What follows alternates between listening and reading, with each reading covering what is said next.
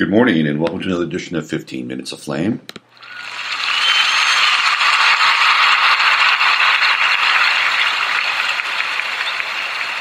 Thank you for the warm round of applause, which always gets my blood moving and circulating at the beginning of each show. How is everybody today?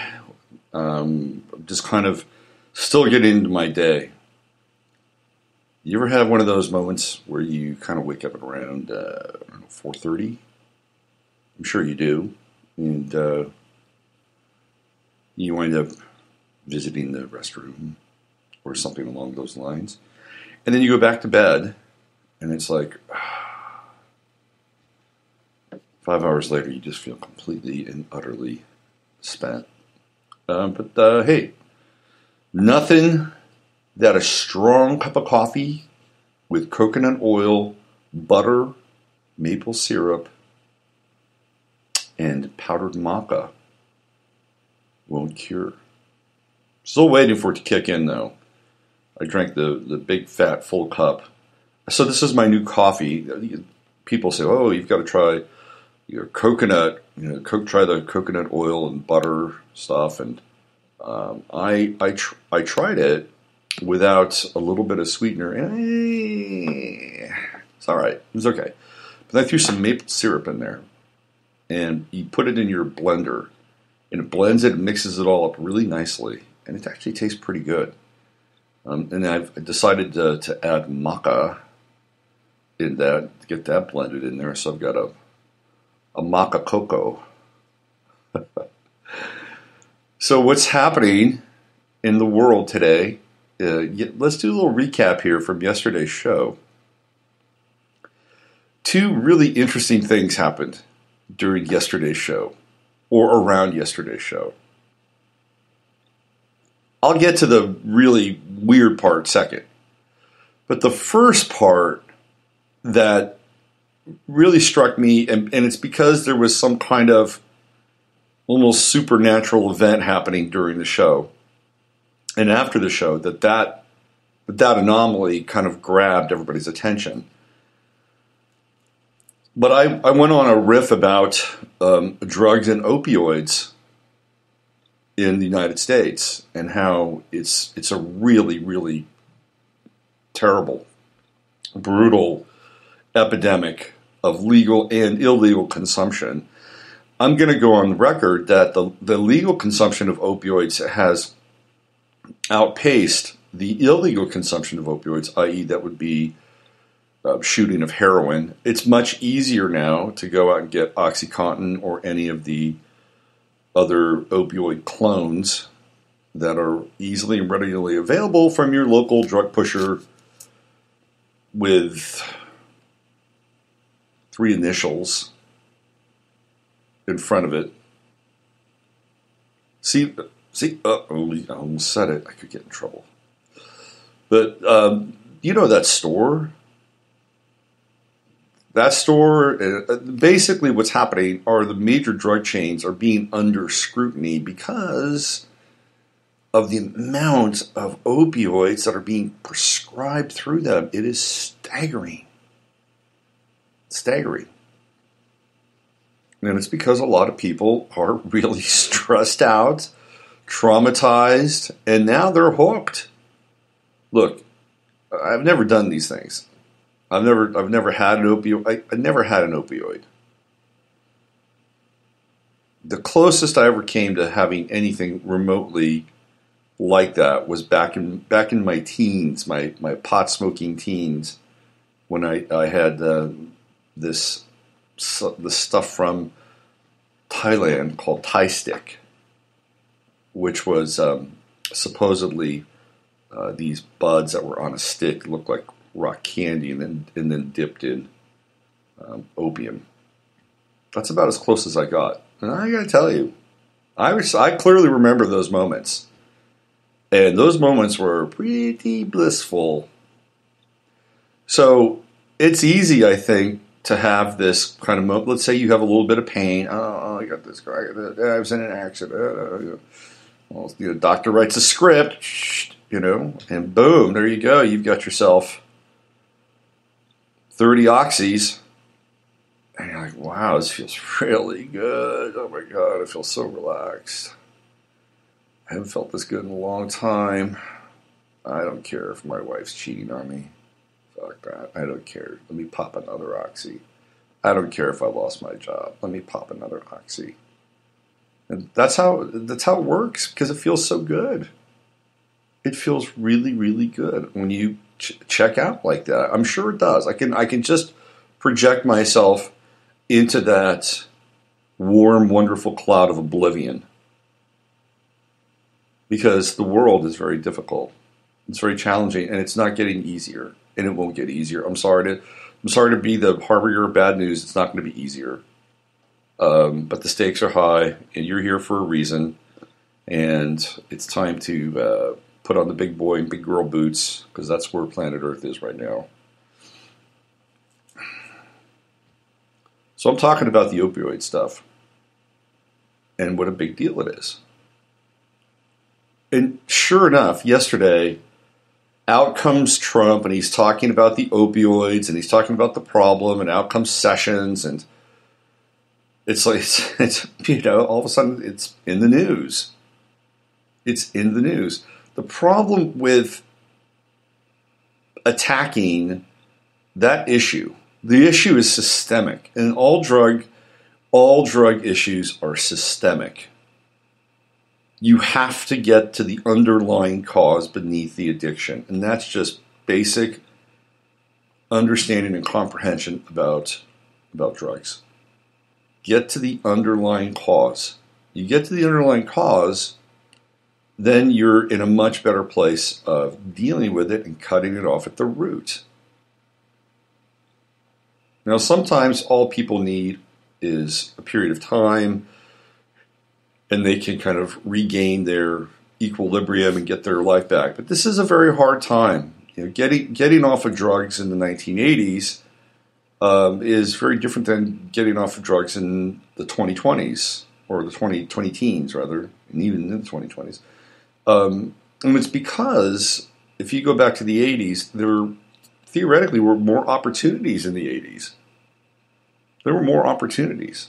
So if you had spent, say, a year of your life, 6 months of your life, 9 months of your life, 2 years out of your life, losing time and space to this third party, which is the drug that you have a deep and passionate relationship with, then if you can get off of that and kick it and turn, and you had sort of damaged parts of your life, including your income stream, if you look at the 80s and even the 90s, and even to some extent the early 2000s, it's easier to get back on track because there's kind of more opportunities for a person to kind of enter back into some kind of, for lack of a better term, normalization. Have a job, provide for themselves, have steady income, pay their bills, get caught up, have a modicum of self-respect, self-esteem, which is really important because this is what happens to the relationship with the narcotic. It steals that. The narcotic itself steals that. The entities that we talked about that move through the gaping holes of the aura steal that. So eventually you have to close those holes, close those dikes, or seal those dikes, and then kind of rebuild your etheric body, your physical body, all that stuff. Fast forward 2017, it's not as easy because, let's say, for instance, I'm just going to be really pragmatic for a moment. Let's say, for instance, you want to enter back into the workforce because you've been blown out and on the fringe, and you kind of get it together, and you got support, and you're getting clean. Well, you had manufacturing jobs, and you had distribution jobs, which are still kind of there. And you also had, the distribution jobs that I'm talking about are things like warehouses, where you could actually go to a warehouse, not named Amazon, by the way, and you could go to a warehouse and get a gig, or maybe if you're clean enough and your driving record's good enough, you could get a job as a truck driver. You know what I'm saying? I mean, there are levels of kind of entry positions that if somebody wanted to kind of enter back in, they could get a leg up. And then we're talking about places in the middle part of the country. We're not talking necessarily about urban centers where there tends to be theoretically more opportunity. But a lot of those operations are gone now. They're just gone. They're done. So it's a bit more difficult to kind of rehabilitate and then find yourself back into the system, which makes it even doubly difficult because then you're saying, well, what's the use? Why should I divest myself of this substance if there is really no future for me in this system? And that's that's kind of where we are. That's one of the deeper underlying effects is a profound disconnect from the system itself. And I'm going to go on record here, and I'm going to cross a line, and I think this is one of the big pieces that Black America has confronted a long time ago. Like, I think Black America was there way before, a lot of other people. It's like, why should I enter into that system? Like, there was this kind of X-ray vision at a collective level. Why should I enter into that? That system's corrupt. I've seen injustice. I've seen people get jailed for very small amounts of drugs. I've seen white-collar criminals, get their hands slapped and pay a fine and, keep on doing their thing. You know what I'm saying? I mean, I think that prevalent kind of X-ray vision into the system was there in that community. And I think now people are starting, outside of that community, people are starting to catch up to it. And it's a demoralizing. It is. Now, that's not to say that ultimately you can use that as an excuse, because we're all here, and that's kind of the ultimate test, isn't it? I mean, to look around and say, and this is what happens when people wake up. They wake up and they look around and they go, holy shit, this place is really a mess. It's totally corrupt. It's run by snakes and vipers. Governments are gangs. And all they're doing is legitimizing their turf and their acquisition of resources, aided and abetted by the mainstream media, who supports their narrative at every single turn. And then there's the other levels of awakening. You go, oh my God, look at this. Look at what these people do in order to sustain their power. They sell their souls. They consume human flesh and human organs. I mean, so you wake up to that level, and you basically are waking up into hell. So, I also understand why people want to stay stoned or high. I get that totally. It's like, I wake up into this. I'm going to rehabilitate into this, but there's something else here, okay? There's something else going on. And I could, it's been a long time, and I've gone through many different changes and iterations in my life. But when I was 21, I've talked about this before, I had a freak out moment. I was high on a psychedelic, and it was not a good high. It was a really, really bad place. And I was in hell, and hell at that time was a place with dark. It was dark.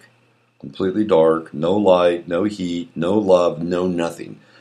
It was classic existential, everything sucked out of you, lonely, dark hell, amplified by a powerful psychedelic.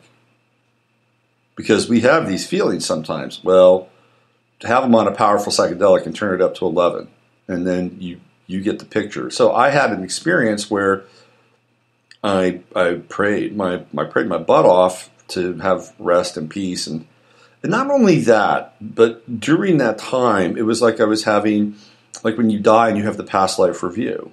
I was having the past life review of my life up until that age, and it was not a pretty thing to see. I'd never done that before.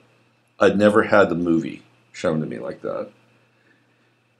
And there was some greater intelligence at work, and so I prayed my butt off, and then I went through this miraculous resurrection. And for lack of a better term, it would be a conversion experience. But it wound up being a very kind of esoteric conversion. It wasn't like your typical, hey, I'm going to church on Sunday. It was a very different kind of experience. It was, I've talked about this before.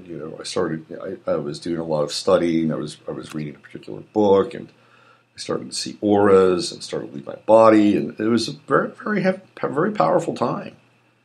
And the trade-off for that was so liberating and powerful. It was fantastic. I look back in that time of my life and it was like, this is what it was. I remember feeling this is what it's like to be alive, because I was binding with, for lack of a better term, the Holy Spirit. I was binding with that energy, and when you have that energy coursing through you, anything is possible. Anything. And not anything from an egotistical standpoint. Anything like you think about it, I could do that. Why? Because you have this armada of angels kind of, working with you in that moment in time. And it's a really powerful feeling. And that's the trade-off. That's ultimately the trade-off. Because that's the level above the awakening into the darkness and the shadow. Now you have something profound pulling you along. And we're kind of all getting there right now on the collective level. We're seeing the deconstruction. We're seeing things being taken apart. We're seeing the kind of the transparency. But it all started last year with WikiLeaks. I think that WikiLeaks dump, I don't care if it was the CIA, I don't care if it was the Mossad, I don't care if it was the NSA, that WikiLeaks dump was one of the most important dumps in history, one of the most important moments in history, because it gave us the skeleton key to look into the lives and practices of people like John Podesta, James Alefantes, and David Brock. Pure and simple. And when that happened, we had an entree into a very dark world that we had never seen before. Now, do we have to know that in order to wake up? No, not necessarily. But collectively, I think if we're going to flush the system, you kind of have to, understand it. You have to understand. You have to know what you're flushing, right? Anyway, that's the trade-off. So now the Trump administration, let's go after the opioids, and we're going to crack down, and if you're caught using, we're going to make it really hard on you, and you're going to do jail time. And it's like, no, you don't understand. These people are in pain. They're in pain. You think that punishing them for their pain is going to make them better? It's going to solve the problem? No, it's not. Not necessarily. Maybe some people, but that pain is still going to be it's going to be lingering. It's going to be there. And they'll find other ways. Maybe they'll start drinking. Anyway, in order for this issue to be dealt with, you've just got to get down into that source. I was back in the 90s, a really big proponent of a substance called ibogaine, which was being used by a guy by the name of Howard Lotsoff. I've talked about it on the program before. The first real trials of ibogaine, which is derived from the iboga plant in Africa, Central Africa, the Bwiti tribe, in the Mashongo. Iboga is the only psychedelic substance that grows indigenously in Africa. It's a big country, Africa, and it's only in that little area of Central Africa, where, by the way, they have all the what do you call it? Not the precious metals, but the metals that they need for cell phones, coltan, and stuff like that. They're all there in Central Africa. Anyway, so Howard Lotsoff was the guy that was taking the iboga plant, which is a very powerful plant, by the way. It is not a party drug, and they were synthesizing this into a chemical alkaloid from iboga to ibogaine, and he was doing treatment for people in Amsterdam who were hooked on, at that time, meth was really a big deal, and cocaine and heroin. And he was having tremendous success with Ibogaine. Tremendous. Essentially what would happen for a lot of these people is that they would see their lives on this TV screen projected, and they would see areas in their lives where things went south. That's how intelligent this plant is. That's how intelligent it is. And they would have these moments where they actually get to rewrite and re-edit that scene in their life. Now, how amazing is that? How cool would that be? And not only that, but this is what they found out with Ibogaine. It hits a part of your brain that is hooked into addiction, and it basically zaps it. So when you come out of the experience, not only do you not have the scene, the previous scene, but you don't have the desire to take whatever it takes in order to keep the pain away. It's just not there. It's not even a conscious, should I? It's like, no, I really don't want that. That's what we need. We need more investment in, I think, psychedelic therapy for people hooked on opioids in dealing with pain, especially the poor veterans that come back. Heart goes out to those guys and gals because they, served and decided they wanted to do a certain thing for whatever reason, whether it was to get out of, bumfuck USA or serve the country or get some training, whatever. Those are all usually the three most common issues. And then they come back and they're tossed aside. Psychedelic therapy would be great for those folks. Anyway, that's the kind of the wrap on the opioid discussion. Kind of rambled a little bit there, but this is what happens every now and then. The other thing was at yesterday's show, something really strange happened.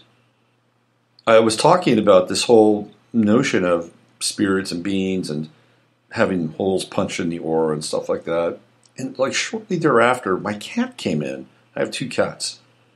It was my female. She doesn't always come in. It's usually Jasper who's around when I'm doing this. She comes in and she starts meowing and really trying to get my attention. And then all of a sudden, there's this strange sound. It's almost like a hello or something like that. And I'm like, what was that? And I don't think it came through I don't think it was Deus Ex Machina. I don't think it was in the computer. I think it was in the room because I felt something in the room. I felt like there was somebody in the apartment. I could feel something palpable. And I put that up on Facebook yesterday, and everybody says, I heard it. And I was trying to get a sense. What do you think? Is it dark? Is it friendly? And the consensus it was mostly not dark. And I was thinking, I'm wondering, could that have been my father? Because it's right around his birthday. He was born August 1st. Could that have been my father? And then Teresa has been listening to the show on my blog for a long time, 2008, I think. So we've known each other virtually and somewhat physically. We met one time for almost 10 years now. And she chimed in and she said, I thought that might have been your father. And I was thinking that. So she came in and she said that without any prompting. Anyway, that was from yesterday's show. Really a trip. Go back and listen to it. For people who are wondering about the show that I did with Christine, I'm going to get that together. I'm going to play that tomorrow on Friday. And we'll have that up and running. You'll listen to the whole thing, which will be great because it's a great interview. Christine is a fantastic writer. And you should check out her book, Duped. It's really good. Really, really good. All right, let's get to the matter at hand. We're going to talk about North Korea. And then we're going to talk about this thing with Google, which is really bizarre in a lot of ways. You cannot turn on the TV or the radio, and I listen to talk radio. Generally listen to conservative talk radio.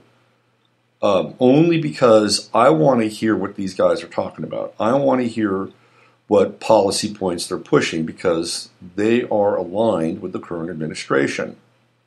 I want to see how outside the lines or how willing they are to open up the hood and really get down into the engine. That's what I'm looking for. And right now, 24/7, it's all North Korea. North Korea, North Korea, North Korea, North Korea. And the talking points are virtually the same. We got to take them out. We got to take them out. Something has to be done. This is the same kind of rhetoric that we heard with Saddam Hussein. In fact, there's this guy who has this. I'm not a fan of this dude. His name is Joe Pags. And he gets all these awards for being this great talker. And, you know, he's kind of typical. He reminds me of...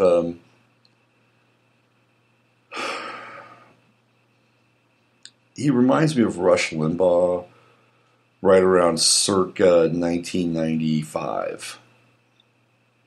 That's his vibe, although he's he's a little more abrasive and a little more edgy. And I was listening to him yesterday briefly, and he said, "I was all in favor of taking out Saddam Hussein. He was an evil, evil man." Was Saddam Hussein really that evil? I mean, compared to the rest of the planet, compared to the rest of these leaders, is he really that? You look at Saddam Hussein again. I'm not waving the Saddam Hussein flag, but you look at Iraqi civilization. They were not hardline Muslims. They were not Wahhabists. They were not Salafists. Women served equally inside of Saddam Hussein regime. They had equal rights as men, which is an anomaly and an anathema in most Muslim countries. Saddam Hussein, for all intents and purposes, ran a progressive government. They had a great deal of wealth. And I'm telling you, if you are a guy running a country and you are not in the Babylon system, and the Babylon system is always nipping at your heels, trying to flip you, trying to overthrow you, trying to do a regime change, trying to get you out, trying to strong-arm you, and you're looking around and you say, well, who's working for the opposition here? Well, I've got to nip them in the bud. Now, it could be totally self-serving, or, in the case of Muammar Gaddafi, who I really thought had the will of the people sort of involved in what he was doing.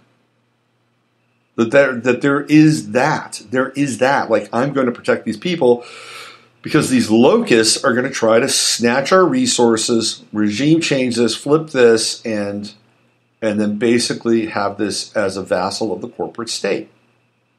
And this is exactly what happened to Saddam Hussein. All that stuff about gassing the Kurds and the babies, it was shown to be complete and utter BS. And then the run-up to Iraq and the rods and the cake and all that stuff, BS, bullshit. Where were all the leaks during that time? We needed some good leaks during that time. They weren't there, unfortunately. Oh, he was so evil. He went after Kuwait. He went after Kuwait on the permission of April Glaspie, who was at that time the envoy to Iraq. Kuwait was slam drilling the Iraqis. Slam drilling is when you drill at an angle. So Kuwait, the neighbor, says, we're going to set right up on the Iraqi border and we're going to slam drill at an angle into their oil reserves. And Saddam Hussein didn't like it. And he went to April Glaspie and said, hey, the Kuwaitis are stealing our oil. You mind if we clear them out? Oh, no, no, no, no, that's fine. Go ahead. We won't interfere.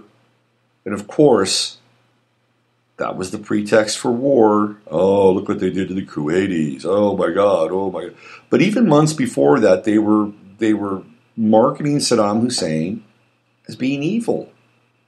He was on the cover of Time magazine, the most dangerous man in the world. This is now the Kim Jong-un program, and it's been stepped up. Under Obama, we got a little North Korea, but he kind of left them alone. And every now and then they light up a skyrocket. Now they're pushing the guy. And all we get now are missile tests, and it's ratcheting up. And the media is in lockstep. They are promoting him on every conservative talk show as being evil and must be dealt with. The marketing of the North Korean war is in high gear. High gear. And if you have a different point of view, you're anti-American, you don't get it, and even people who listen to the show, let's take the fat guy out. Okay? Have you thought about it? Have you thought about what that looks like? Have you thought about occupation? Are you going to get the South Koreans to come in and occupy North Korea? Hand-to-hand combat? The North Koreans have been training for this for the last 30 years. Every single one of them is in training. They've been training for this. Do you know how many people would die? Not just North Koreans, but South Koreans. And then you have China, who's basically saying, look, you better back off of this. So are we poking a stick at China too? This is big stuff. I mean, people have to really think this through. Really think it through. This is not going to be some Libya. Because there are no opposing forces inside of North Korea. There are none. You can't. This is what happens. This is a classic blueprint for regime change. Here's what happens. You have your boogeyman, fill in the blank, and then there is an accelerated model of marketing, higher and higher levels of stress, conflict, finger pointing, invective. That's what happens. Then there's usually some event inside the country itself that grabs people's attention, whatever that thing is, right? Whatever the so-called reason is. So let's say with Russia, they meddled in the elections, sanctions. Let's say with Gaddafi, he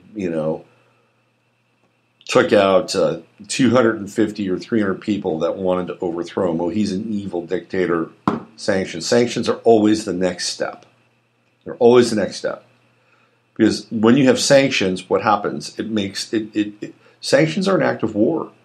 It is economic war. That's what sanctions are. People don't understand it. They say, it's a little slap on the wrist. No, it's economic war. You're declaring war in a country. You're not firing a bullet, but you're denying them of something so that their productivity, their ability to have resources, trade, whatever, is impeded. They can't do it.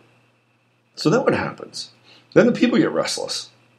And the people say, look at what's going on here. Life here sucks. And then you have the opposition forces inside there who are willing to take advantage of that. You go, yeah, it's really bad, isn't it? But if you join us, we'll make it better. We'll take the power back. And we'll overthrow the government, and we'll have our own government, and we'll be prosperous, and you'll get to have a family and all the resources you need. All you got to do is just join us and go through this to the end. And then you have revolution, aided and abetted and backed by, CIA. Whoever wants to profit from that, they're in.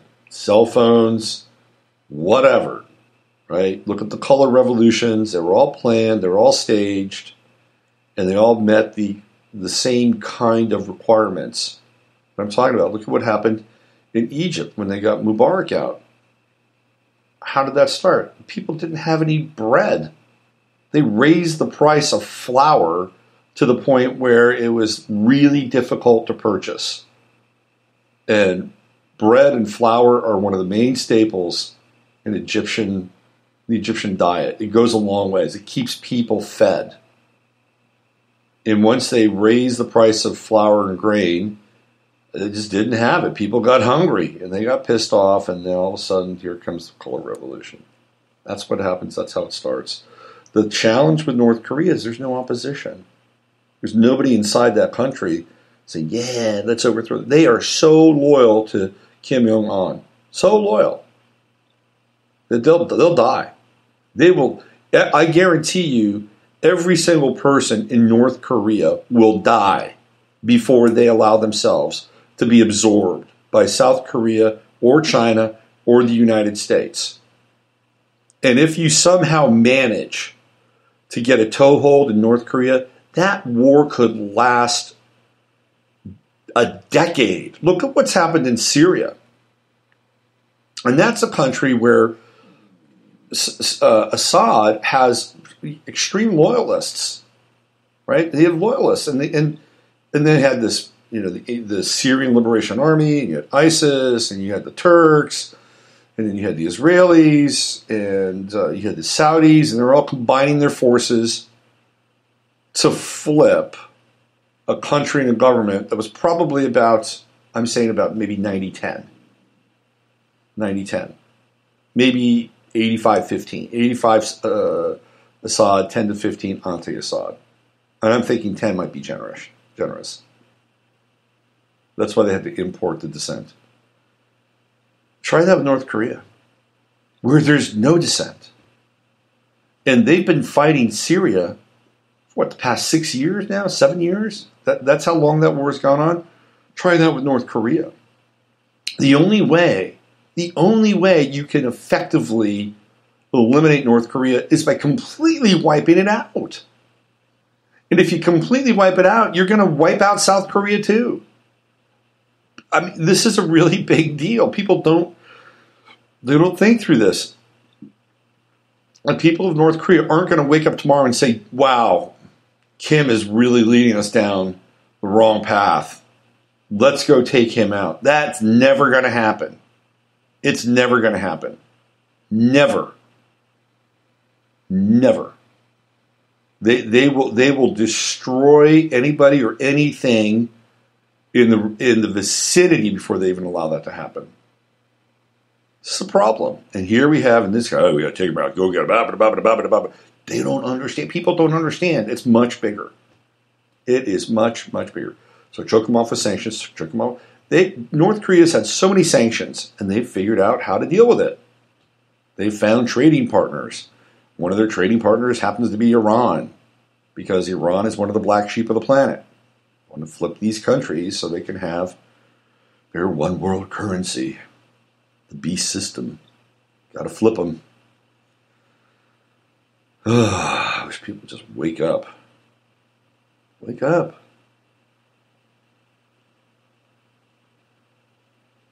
If I'm that guy Moon who's running South Korea, I'm trying to get a back channel to Kim Jong-un and to say, look, let's figure this out. Let's become one country again. Okay? Let's become one country, and you can take care of the military stuff. You can protect us, and we'll take care of the manufacturing stuff. And we'll basically have two presidents and a new constitution, and there you go. And all of a sudden, North Korea becomes a political,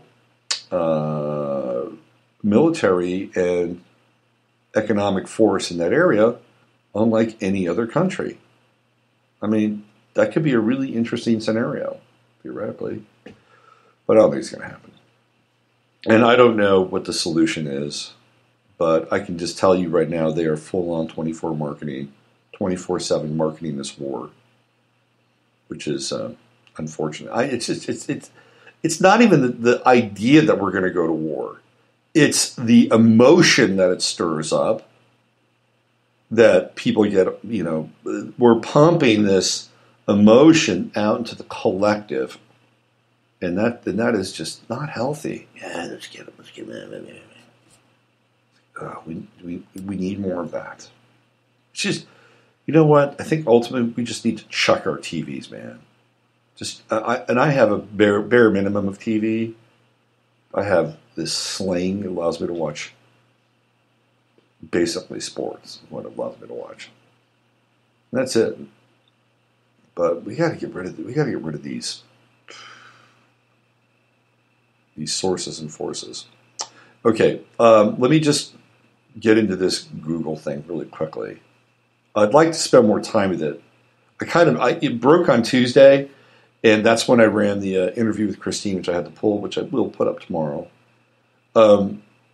If you haven't been following this, James Damore, which isn't Damore? Isn't that love? Right, more is love, isn't it? So his name is Damore, James Damore, more love. He's an engineer at Google, and he wrote a memo and basically sent it out to the entire company. And the memo said, hey, look, number one, conservatives are punished in Silicon Valley. You have to hide your beliefs. Number two, there are special interest groups, including women, that are pushed ahead of very competent people, i.e. men, for jobs that they are not biologically qualified for. Wow. That scientifically it is shown that men are able to handle engineering and technological issues and solve problems better than women. Now, this is what he was saying, and apparently the science backs it up. I'm not going to take a side on it, okay? Because there have been some brilliant women in history that have changed computing as we know it. Hedy Lamarr and Ada Lovelace come to mind. Very important figures, okay? But those might be outliers, or there are certain people that pop through. And I'm not saying that women are less than men in terms of engineering and scientific skills, but this is what he was saying. And that wasn't the bulk of it. There were other issues. And it was like he dropped a bomb in Silicon Valley, and he got fired. 2 days later. What was really interesting is that the women at Google, in protest, decided to stay home. I thought that was really, really funny. That, we don't like this, so we're going to stay home. I was reading a message board somewhere as a kind of or one of the comments, one of the pieces on this. And it's like, would men do that? If men were upset, would they stay home? I don't think so. Unless we're talking about a new breed of man. So this is fascinating. I was talking with a friend who's a PR person in Silicon Valley, and she was telling me that the number of transgender people in Silicon Valley is exploding. Think about that for a moment. And I'm not sure which way they're going. But the number of Silicon Valley people that are transgender is exploding. And with that, you have to have the nomenclature. You have to be able to basically rework your entire brain in order to adapt to this emerging language that has nothing to do with gender, and it changes everything. It completely changes everything. And it's a virus, if you think about it too, because it goes inside of you. And now all of a sudden you're morphing to the virus. Great song by Laurie Anderson, Language is a Virus. She was absolutely right. Absolutely right. Language is a virus. It's a viral code. And so when you have to wrap your heads around that, all of a sudden you're being changed. You're being morphed. Your thoughts, your emotions, they're all being altered because you have to rewire your brain in order to accommodate the new lexicon. Because if you don't, you get ostracized. And this is what happened during the stifling, politically correct era of the last 8 years. You know, it's really funny. It's kind of like we were asleep. I wasn't asleep, but people were asleep during the Bush era. We were just asleep. And what woke people up out of the Bush era was the huge economic crisis. You know, the big downturn. That's what woke people up. When they were losing their homes, that's what woke people up. And then Obama comes in and is a game changer in terms of being able to criticize or have a differing point of view of the president, because there were a bunch of unwritten rules about Obama. You can't criticize, you don't do this, you don't do that, blah, blah, blah, blah, blah, blah, blah. And so there was another level of politically correct speech, mind speech, that became a virus and infected people. And so what did they do? You know, they basically went underground. And then when the election came, they spoke.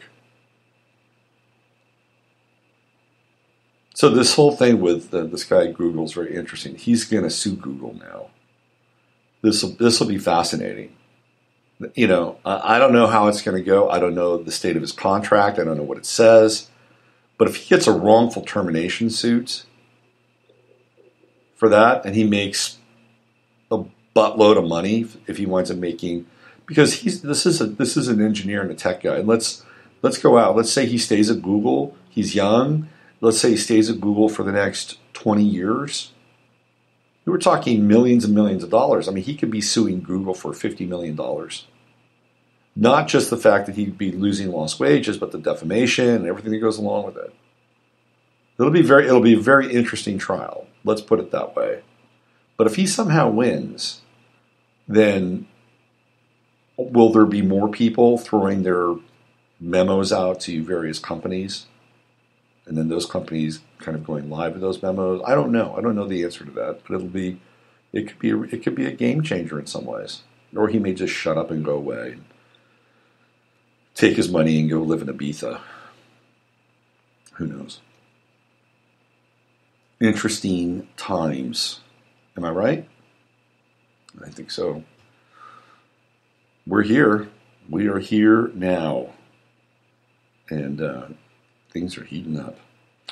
All right. Why don't we stop it right there? Another 15 minutes of flame. It goes 50 minutes. And I apologize for the length, but sometimes it just happens. And, I promise I'll do more 30-minute shows next week. All right, you know the drill. Use your head to discern what's real, your heart to stay up on what's possible. I'm Robert Phoenix. You are you. And I'll see you tomorrow at 12 noon for the Friday forecast. Have a great day.